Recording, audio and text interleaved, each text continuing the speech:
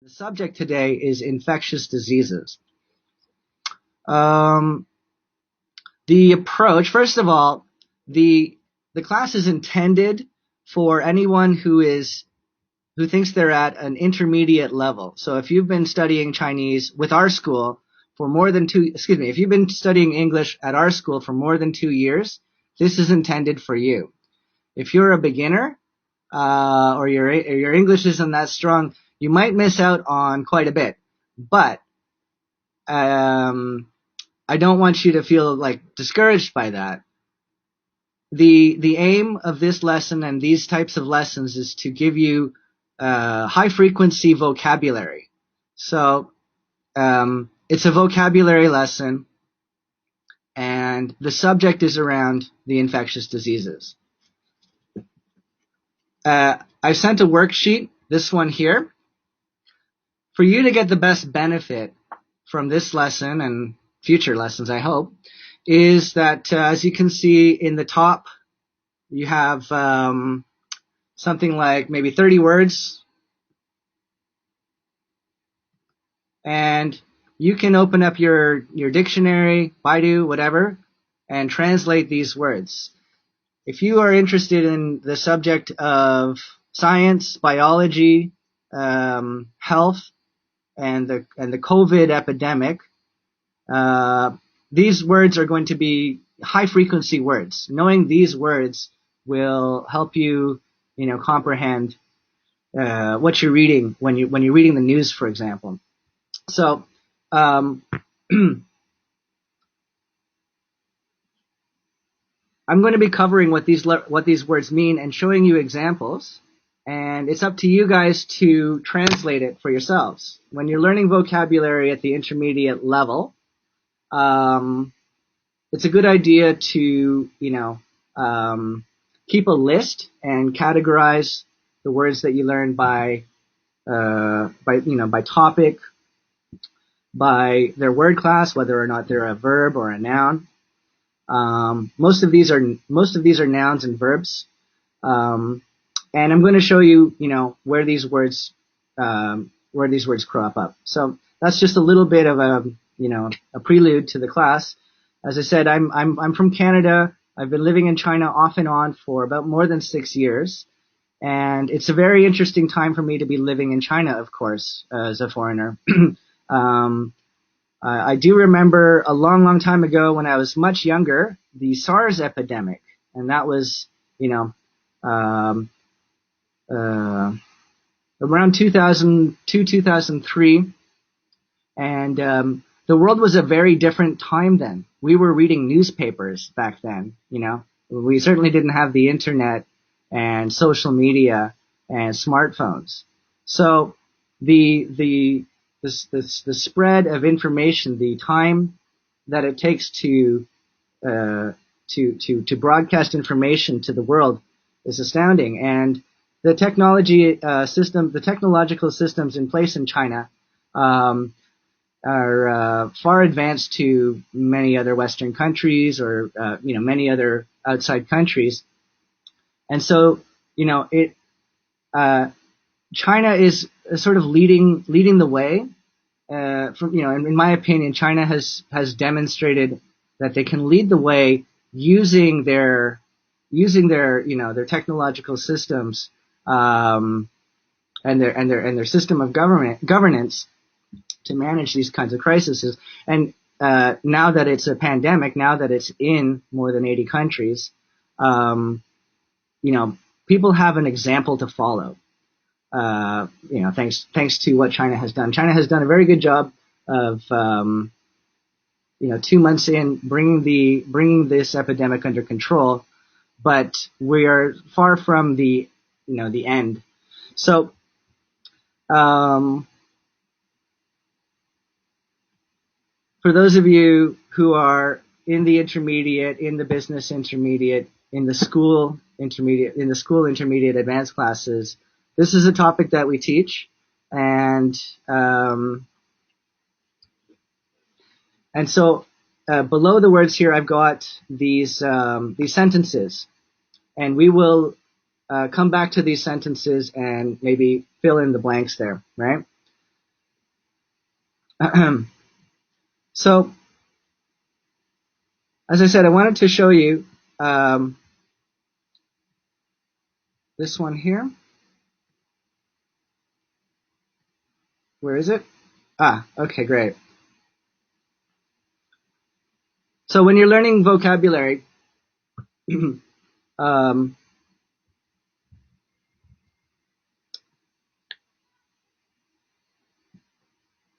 it's a good idea to increase your exposure to the language as it's used in the real world. And I've taken this graphic from the news source China Daily. You can kind of see up at the top the URL, and you can check ChinaDaily.com.cn, and then at the bottom of the website there's a China, like a Zhongwen, and an English button. You can switch between English and Chinese, and as you can see, what's shown on screen is an English and Chinese translation as well. So what China Daily has told us about the coronavirus is it's a pathogen. Okay? It's contagious. It has a zoonotic origin. In other words, it originated from animals. Somehow an infect. I mean, we'll get into how viruses, how these kinds of highly contagious, highly dangerous viruses can become epidemics later on. So now we're seeing the route of transmission. So epidemiologists, virologists, people who are trying to control the spread of the epidemic need to know how the virus behaves, because the virus is a pathogenic, it's a pathogen, right? It's a pathogenic microorganism. It's a living thing. And these living things, they live in a kind of an environment, or a virus can only live in the body, which is why a quarantine is a very effective, time-tested way of controlling and eliminating viruses. Because if the virus can't spread and the person can become cured and develop the antibodies, we've conquered the virus. We've known this for at least 600 or 700 years, I think. So this type of virus, luckily, there are other viruses that are more contagious. They can, live in the air for a very long time, days even, right? That's a worst case scenario. This type of a virus is transmitted by droplets, and therefore we can control its spread using masks, using hand gloves, and disinfecting surfaces. Here's the information about, where the epidemic first originated. Most of the reported cases were imported from or had direct links to the Wuhan province. The community transmission has been limited. Most locally generated cases have been clustered, and the majority of which have occurred in the household. So they're just saying that we don't really have to analyze that too much. There are people that have symptoms, and then there are people who are asymptomatic. The symptoms are the signs that you have this particular virus. You can have the flu, you can have some other transmissible virus, and you have a certain kind of a symptom. For example, you might have a rash, a skin rash, or you might have a cough or a sneeze or whatever. With COVID, it's the respiratory illness, it's the coughing, it's the fever. That's why they check our temperature. However, there are people who don't have symptoms and have they have the positive infection. So I'm just kind of showing you this infographic. You can find it, in the English section of the China Daily website.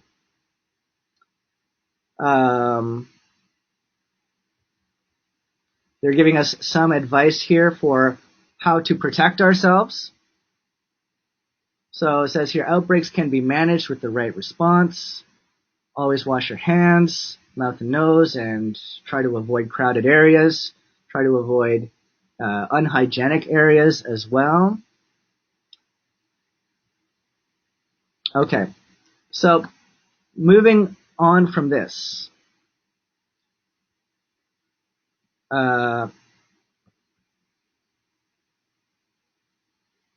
This isn't just a lesson on coronavirus, but um, infectious disease, an introduction to um, having the right vocabulary set to understand an article or have a conversation on the subject of infectious diseases. So, when we're talking about a disease, we're talking about an illness, a sickness, feeling unwell. And you can get an illness from something you ate. You can get an illness from just being tired and not getting enough rest. You can get an illness from a virus from somebody else, right? So doctors, doctors and health experts try to educate us on how to protect ourselves from different kinds of illnesses. Hygiene, diet, and medical when to seek medical care, when to get medical treatment. We'll look at some other epidemics of the past. Coronavirus is one of many. Now I'm going to show you a little video.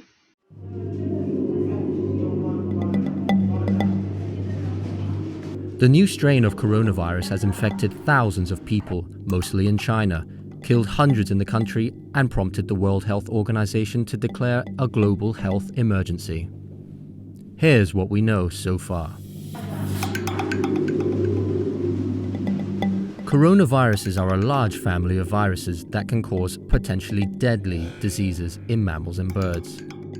There are many kinds of coronaviruses, but only a handful are known to affect humans. Diseases range from the common cold to SARS, which infected more than 8,000 people and killed 813 in 2002 to 2003. Another well-known coronavirus is MERS, which was first identified in Saudi Arabia in 2012. At nearly 2,500, its rate of infection is lower than SARS but proved deadlier. More than 850 have died from it. In humans, coronaviruses are typically spread through airborne droplets of an infected person's fluid. It's believed SARS, MERS, and this new virus were first transmitted from animal to human, before being spread between humans. It's believed this new virus, officially 2019 nCoV, was transmitted from an animal to a human at this seafood and live animal market in Wuhan, China. Most of the people first infected with the virus had been to the market, which has been shut down. Since then, the virus has spread to others who had not been to the market. The number of human-to-human transmissions is rising. So far, officials are basing much of their knowledge of the coronavirus on what they know about the others. According to the World Health Organization, signs of infection include a fever, cough, and breathing difficulties. More severe symptoms include pneumonia and kidney failure. But since a lot of the symptoms resemble that of the common flu, the only real way to know if you've been infected is to be tested. There is no specific cure for this new virus, but there are treatments available for many of its symptoms. There are cases of people who have been treated successfully and released from hospital. Antibiotics are not effective because they only work against bacteria, not viruses. But patients hospitalized for coronavirus may receive antibiotics because bacterial co-infection is possible.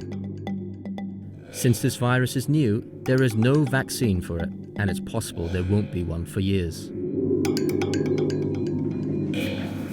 People of all ages can be infected by the virus, but their symptoms are dependent on how healthy they are. Older people with pre-existing health issues such as asthma, diabetes, and heart disease appear to be more vulnerable to becoming severely ill once infected. Health officials say many people infected only show mild symptoms, which can be effectively treated.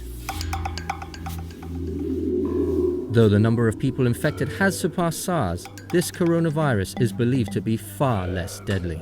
The mortality rate was 10% among SARS patients and 34% among MERS patients. Right now, available statistics put the virus's mortality rate at around 2%. Despite this, the number of infections and deaths have risen every day, sometimes dramatically. The WHO has declared a global health emergency, but it stressed it took the decision to help countries with weaker healthcare systems deal with the virus. Wuhan, which is believed to be the epicenter of the virus, has been under lockdown since January 23rd.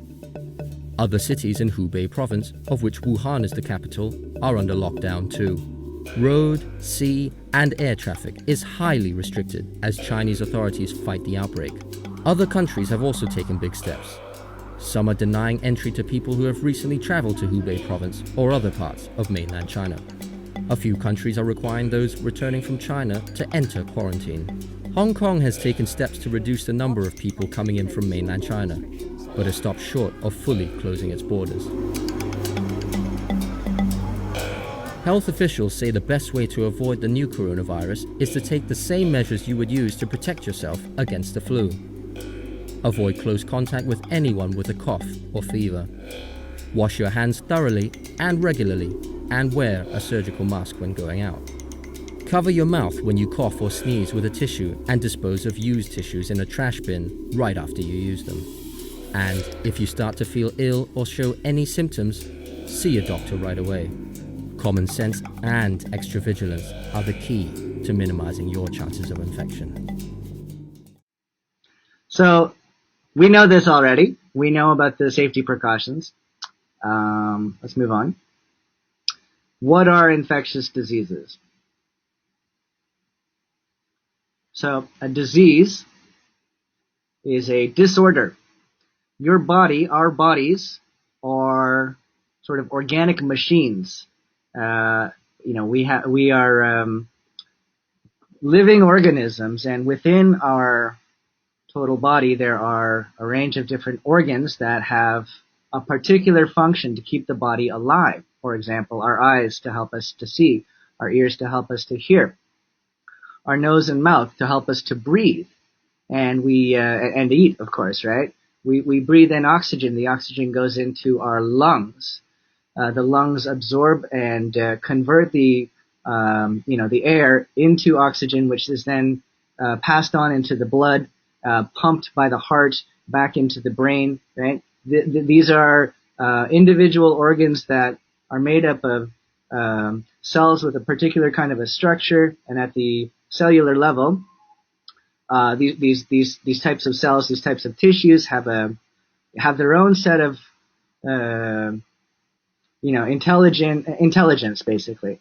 So a disease, an illness, is some disruption. Like, when your car breaks down, you have to replace the tires, you have to replace the engine, you have to replace the transmission or something like that, right? An illness can attack the certain parts of the body and disrupt the overall functioning. Obviously, the most important organs that we have are the heart and the brain and the lungs. Without oxygen, we don't live for very long. With the other organs that we have, they keep the body healthy and strong. But the most vital organs are our lungs, our heart, and our brain, our nervous system, and our respiratory system and cardiovascular system. So as you can kind of see here, these are just a range of different synonyms like sickness, infection, disorder, condition. That's what a disease is. Now, an infectious disease, an infection, is a disease-causing organism. It can be a bacteria, it can be a virus. And so it's a kind of living organism that comes into the body and then starts to cause damage. Simple as that. We also use the word contaminant. So, certain things you don't want to touch, you don't want to eat. Certain places you don't want to go because they are dangerous. They have contaminants. They are just contaminated areas. That's why we have the masks. That's why we are under quarantine, to prevent the contamination from spreading farther. a person who has the infection is kind of contaminated, or a mask that you have worn in a busy area, or a tissue or something like that, probably is contaminated and needs to be disposed. A pathogen is another word for virus, or a microorganism that can cause disease. It's just a harmful. You can have bacteria. You can have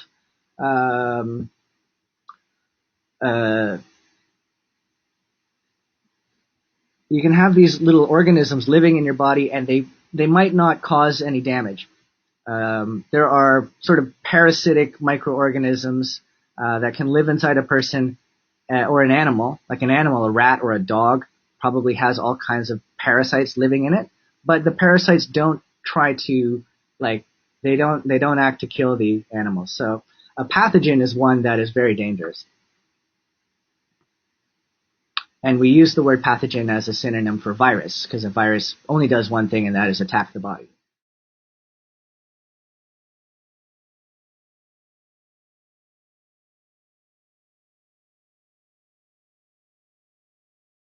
A microorganism, a microbe, just a microscopic, very small living organism, can be bacteria, can be a virus. Pathology is the scientific branch for studying how different diseases, what they are and how they work. Pathology, pathogen. So pathology is the study of infectious diseases, pathogens, pathogenic microorganisms. And virology is another form of medical science. The sub-study of microbiology, concerned with viruses. Virologists, they study the different features. They study the features of different viruses, their cellular structure, their evolution, where they came from, and how they are changing, and how they are evolving. The means by which they infect, and solutions, how to control and eliminate the virus. So different forms of illness attack the body in different ways. Some attack the respiratory system. Some attack the nervous system. Some attack the digestive system. And so here we're looking at the nervous system up here in the brain, the respiratory system here in the lungs, the cardiovascular system and respiratory system, the digestive system in the bowels, in the stomach. You can have particular kinds of viruses or illnesses that attack other organs.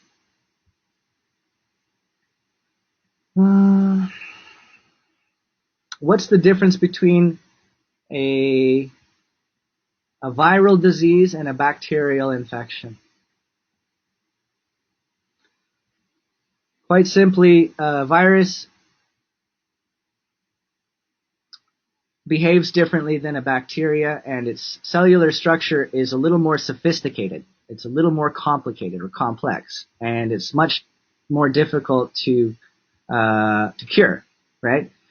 We already have cures for bacterial infection. It's called antibiotics or antibacterial soap. We can basically kill bacteria quite easily.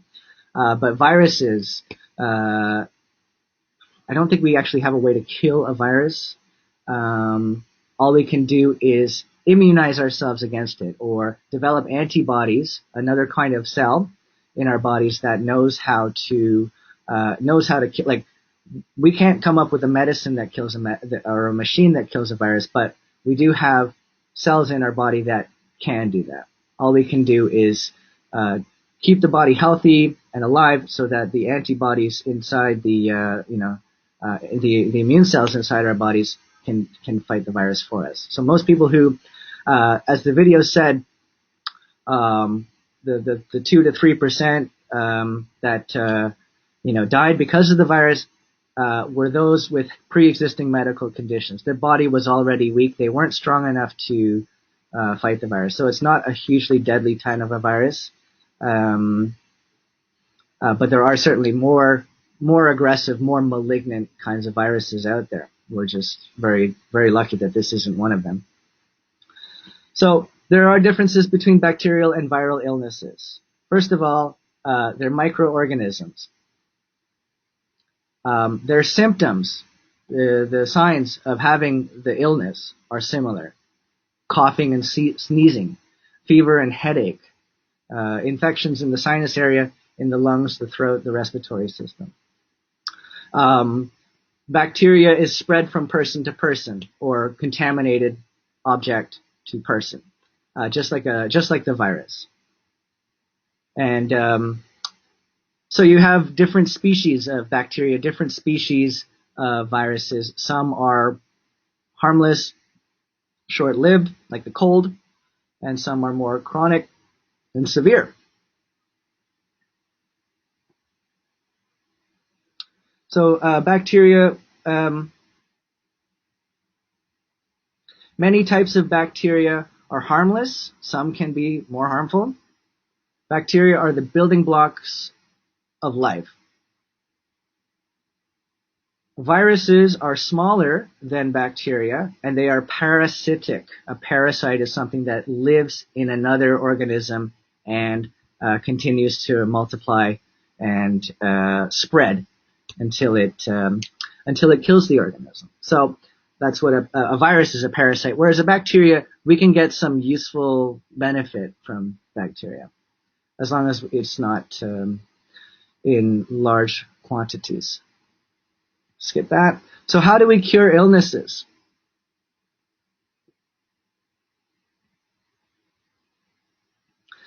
How do we cure illnesses?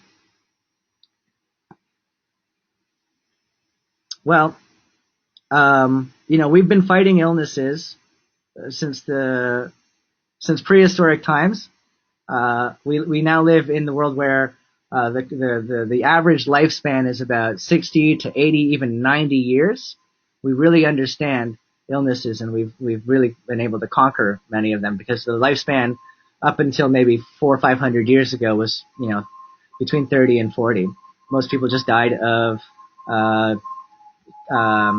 common illnesses that aren't a threat to us anymore. So this is a photo of Alexander Fleming. Sir Alexander Fleming is credited with making one of the most important medical discoveries in history. Okay? 1928, he observed the growth-inhibiting properties of a penicillin mold on a colony of bacteria. So there's a colony of bacteria. He's got some bacteria growing in a little dish. He put in this substance called penicillin, and it basically just went to work on killing the bacteria. So penicillin is called antibacterial or an antibiotic. And it's a medicine that can destroy microorganisms like harmful bacteria. You heard in the video that antibacterial or antibiotics don't work with viruses. But they do work to clean the body of a bacterial infection. So you might have the virus, and you might have some other bacterial infection caused by cross-contamination coming into the hospital, for example, or just living in a dirty area. So an antibiotic is a kind of a medicine that you take if you have a bacterial infection. And you get that from the environment. You get that from the pollution. You get that from drinking water that isn't pure. Now, treating viruses is, we have to take more of a preventative approach. In the case of viruses, preventative measures such as immunization through vaccination can reduce the likelihood of viral spread or pandemic. So you heard in the video that they are working to develop a vaccine. We don't have a vaccine because it's a new kind of a virus. We take vaccines when we're very young, between like 2 and 5, for these types of viruses that were very, very deadly up until the mass immunization. So everyone is supposed to take these vaccines against things like tetanus and hepatitis and a range of other types of viruses that live in the environment that they live on our world today. but we are immunized against them. We are vaccinated with a less harmful version of the virus, the pathogen, and at a young age we learn how to develop the antibodies that fight this. So when we come up with a proven effective virus vaccine, hopefully in April, May, June, or something like that, most of us will probably go and get immunized so that so that we feel protected against coronavirus. So life-threatening viruses in the past, such as polio, the measles, influenza. You might have had flu in your lifetime. You've probably been vaccinated for influenza and typhus and hepatitis at a young age.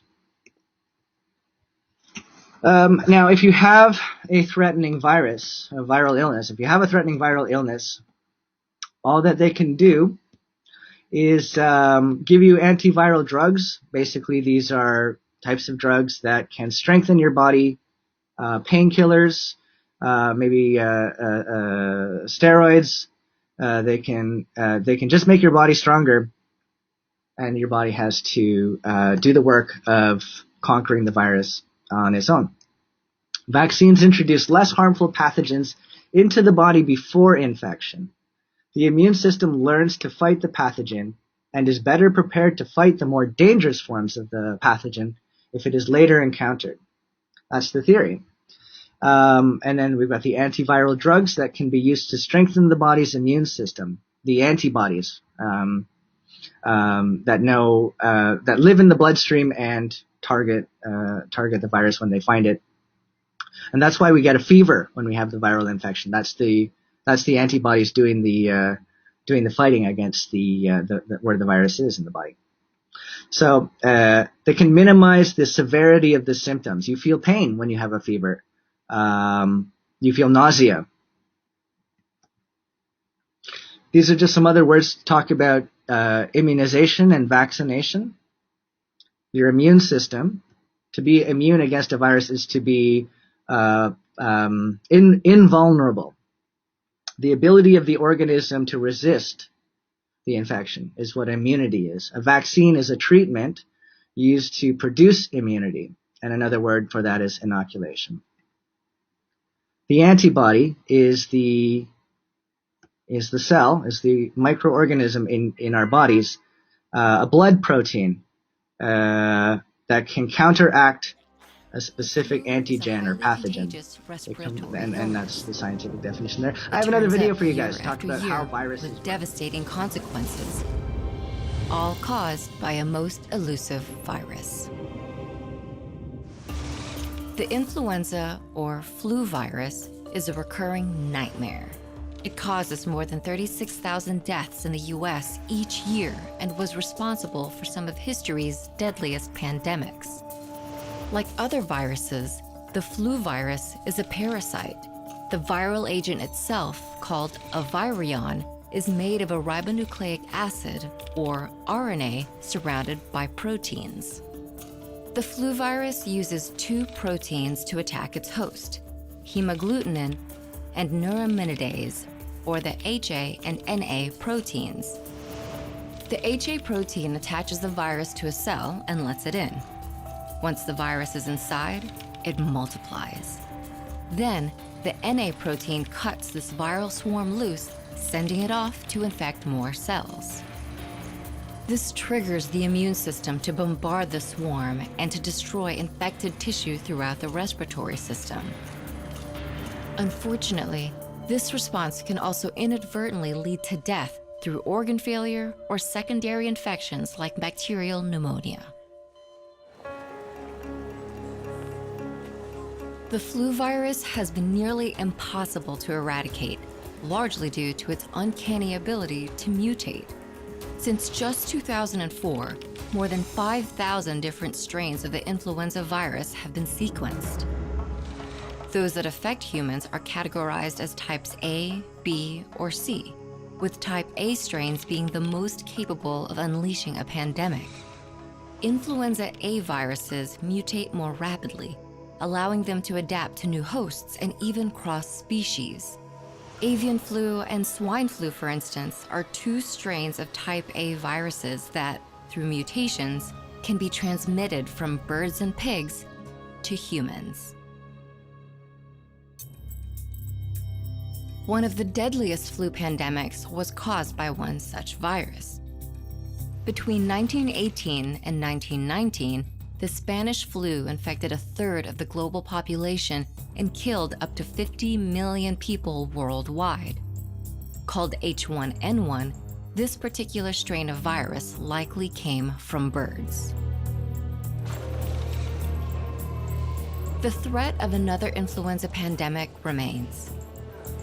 In the meantime, scientists are constantly monitoring the flu virus and developing seasonal vaccines to create our best line of defense. As you can see on the slide there, you've got the viruses, the coronavirus there with the little tentacles coming out of it, living inside the cell. The virus comes into the cell. It's smaller than the cell, right? It's really small. It comes into the cell and then it starts to multiply. And the antibodies come in from the outside and they do their thing. I'm not going to get into the really technical scientific way that it works, but you just need to know that we have our cells, our blood tissue, our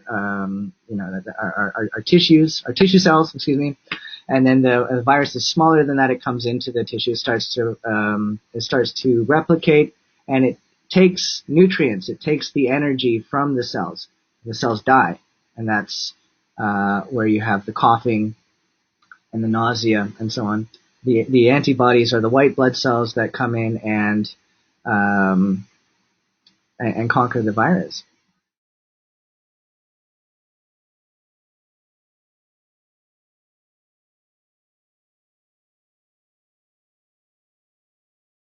An influenza, the flu, is one of the more common viruses that many of us get in our lifetime. Okay, so they also talked about the reason it's difficult to fight the flu is that it can mutate.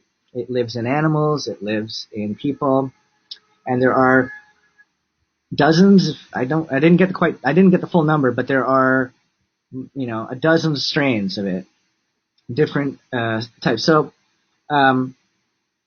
we have a vaccine for a particular strain of a virus, and you can take that vaccine, but you might get another strain of that family of influenza virus. And this is just one of those viruses that is able to mutate and evolve. So we talk about evolution and drug resistance, that the viruses, as they reproduce, replicate, they also pass on, just like we pass on. They pass on their genes to the new virus, and just like species evolve, viruses and bacteria evolve much more quickly because they have a shorter lifespan, a shorter life cycle. So when they die and they pass on their genes to the next offspring, let's say, they pass on some information, and the virus evolves and can be resistant to the medicines.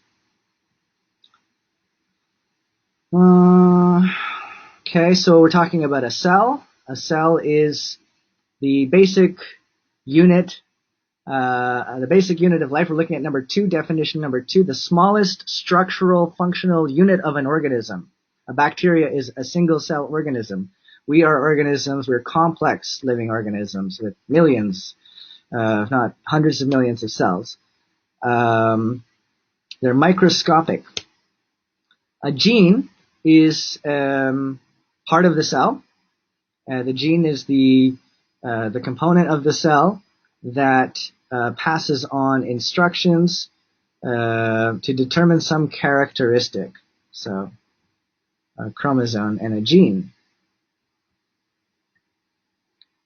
Mutation means to change. Already, the flu in the last 10, 20, 30 years has mutated a number of times. We have all of these new strains. This is caused by things like factory farming and trying to eradicate the virus with the vaccines the work that we are doing to try to conquer the virus and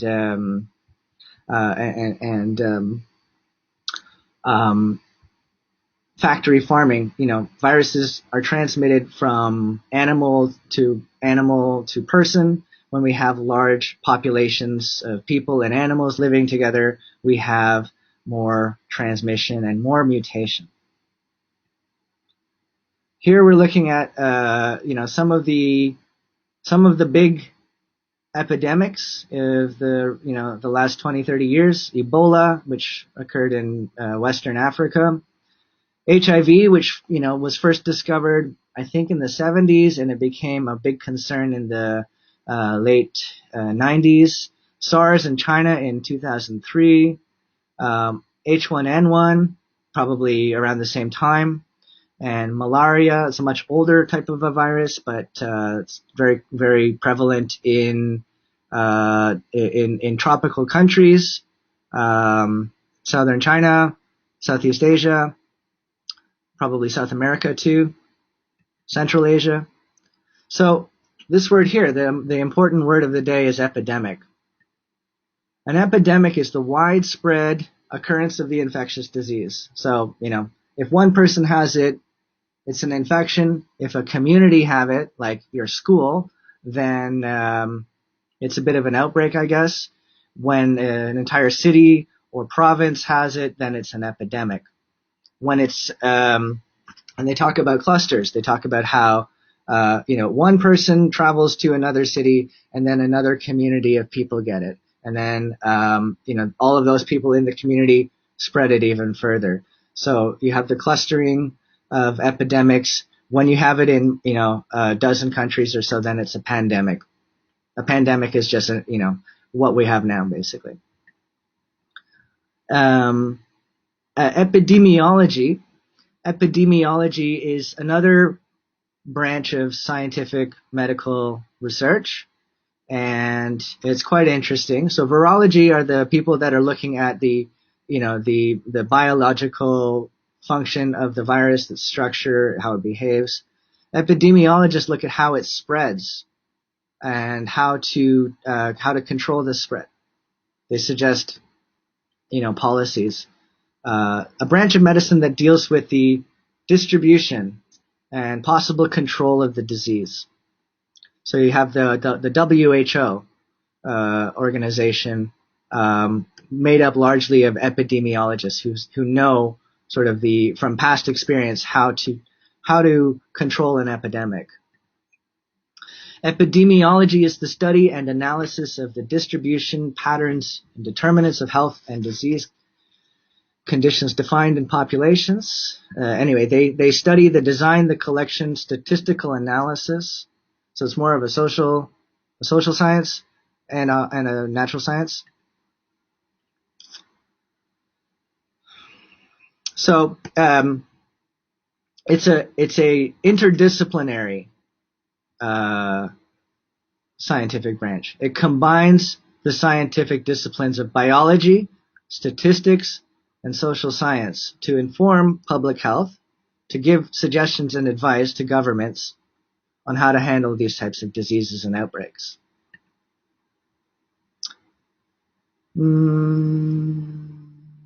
So an infectious disease is a contagious disease. And I think we're going to finish it up with this. Okay? What do doctors do? How do doctors and scientists identify and classify diseases? Well, they study the symptoms. If you visit the doctor and you say, I've got a problem, they say, what are the symptoms? What are the where do you feel the pain or discomfort? Are you coughing? Are you sneezing? They take your temperature. They do blood tests, and if they find, that you are coughing, or you have headaches, or you have a high temperature, or you have some test result, these are the symptoms, and then they can diagnose what you have. So the diagnosis is the problem. The symptom is the effect of the problem, the coughing, the headache. The diagnosis is the problem, the virus or infection. So when a patient visits the doctor's office with complaints of an illness, the doctor can determine the disease that matches the symptoms by performing diagnostic tests like blood tests and physical exams. So what are the common symptoms? Fatigue, fever, nausea, pneumonia. Fatigue. Your body is low on energy, and maybe you don't sleep very well, and you can't think very clearly. You just don't have the energy. You might have a viral infection. People can feel a sense of extreme tiredness, exhaustion, mentally and physically, as a symptom of an illness. It's a sleep disorder that can interrupt a person's normal waking, sleeping cycle. You might feel pain as well, like an ache. And you might have mood problems, a feeling of sadness or anxiety and depression. So if you feel sad and you don't know why, it's a fatigue symptom, a fatigue symptom. Fever. When the body's temperature is elevated beyond 37 degrees. So when they take your temperature and they show you that it's 35, 36, you're okay. If it's above that, you might want to get some more rest. And if it gets worse, then it's time to go to the hospital. An increase in temperature is often linked to the body's immune system's response to the illness. So the reason we have the increased temperature is because the immune system, the antibodies, are fighting a virus.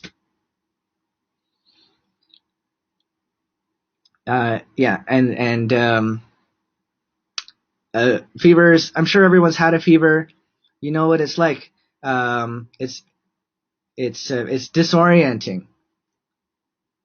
You might, because the fever, you have inflammation, you have swelling in the nervous system, and you need to take fever-fighting medicines like ibuprofen, which can help you sleep, so that your body can fight the infection. Nausea is having stomach pain, a feeling of dizziness, vomiting, coughing. Coughing is an actual infected area in the throat or the lungs, and mucus cells kind of surround the infection, which makes it difficult for air to flow. Pneumonia is the most deadly aspect of the flu and the coronavirus. Basically, it's a serious infection in the lungs. So coughing, chest pain, fever. What can we do? The treatment, the cure.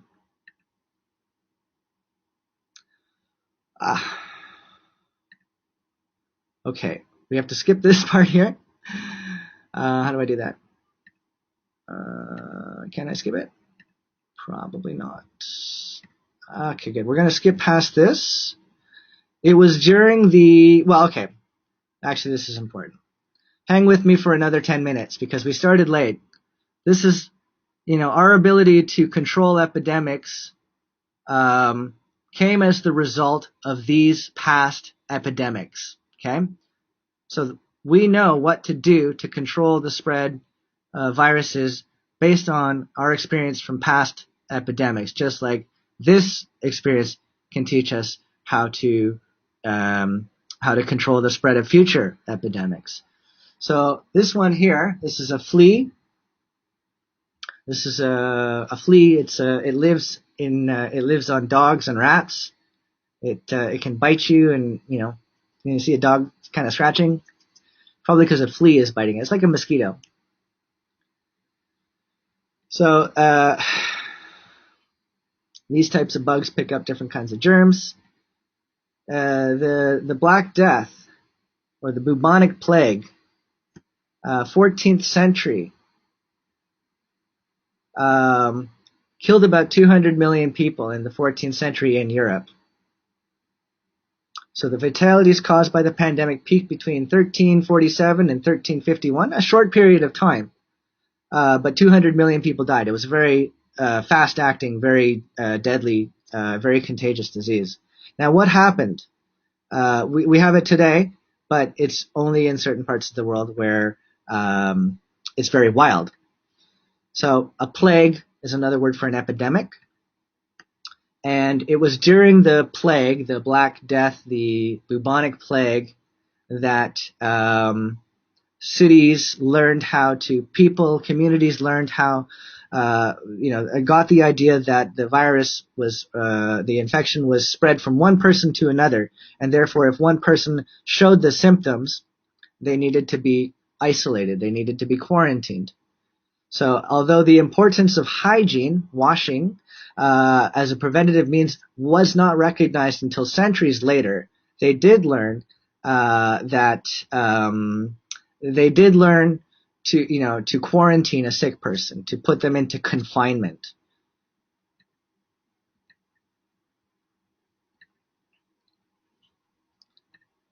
We don't have any real treatment for it.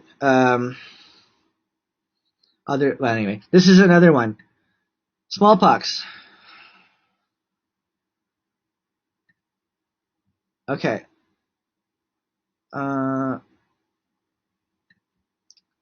It was during the smallpox epidemic in the 15th through 18th century. This is a very old type of a virus, but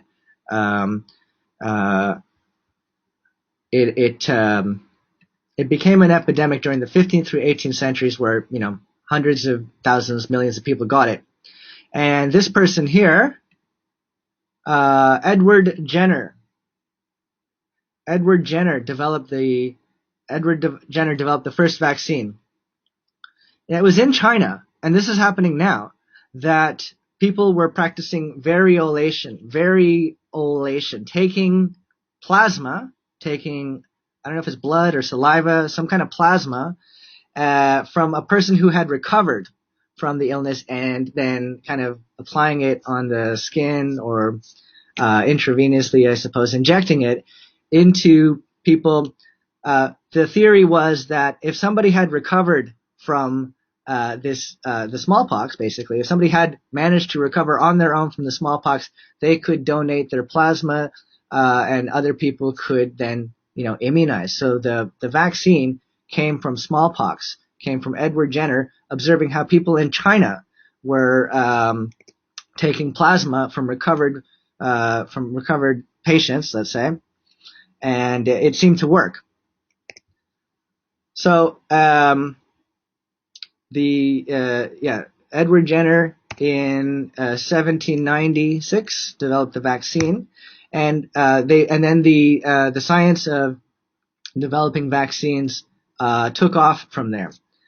So Jenner's vaccination experiments conclusively proved safety and effectiveness of treating those in the early stages of infection. You could, if somebody had mild symptoms, they could take a vaccine, and they would develop the antibodies more quickly to fight the virus as it came to later stages.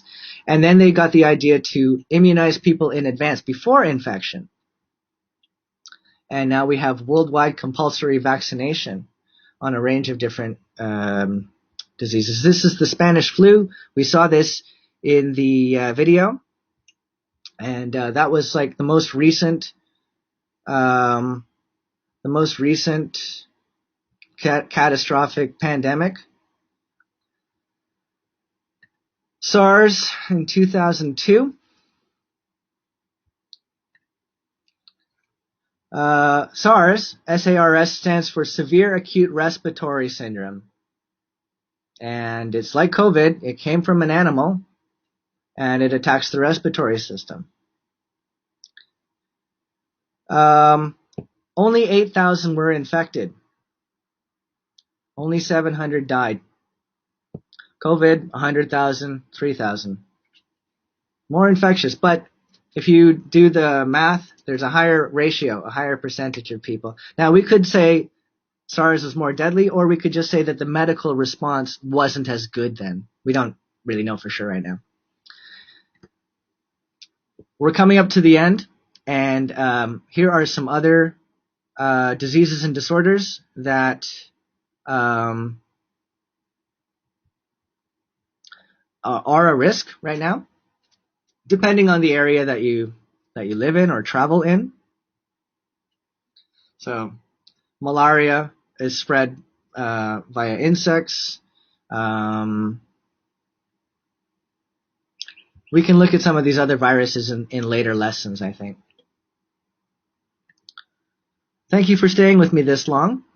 And I imagine it was difficult. We had to go through it very quickly. Here are the answers. Compulsory vaccination is now carried out worldwide for a number of diseases, and this is believed to have played a leading role in the eradication of pandemics. Patients infected with highly contagious diseases must be put into quarantine to prevent the disease from spreading further. Fatigue, fever, nausea, coughing, and sneezing are common symptoms of influenza. And when a patient visits a doctor with complaints of illness, the doctor will perform a variety of tests to match the symptoms to the disease, a standard process known as medical diagnosis. So I left the worksheet there in the chat for you guys, and I would encourage you guys to learn these words and do the exercises given below, and refer to the website that I showed you, China Daily. They have an entire section of their website where you can learn more about, the epidemic control and more about what the doctors are doing. And you can get more familiar with the vocabulary that we've covered tonight. Okay, and if you enjoyed what you learned tonight, if you like this style, if this is appropriate and suitable to your goals, and you want to get future updates on future lessons that I teach at the Zhongnan Center or here in the virtual classroom, please scan this QR code where I will give you updates and additional resources, or you can ask me questions.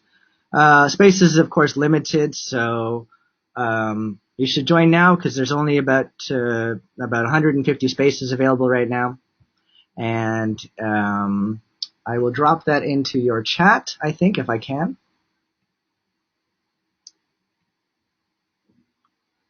There it is. Okay. Join the WeChat group and get future updates, get future worksheets. Contact me if you have any specific questions. I'd love to hear from you, and I'd love to see you in the next lesson.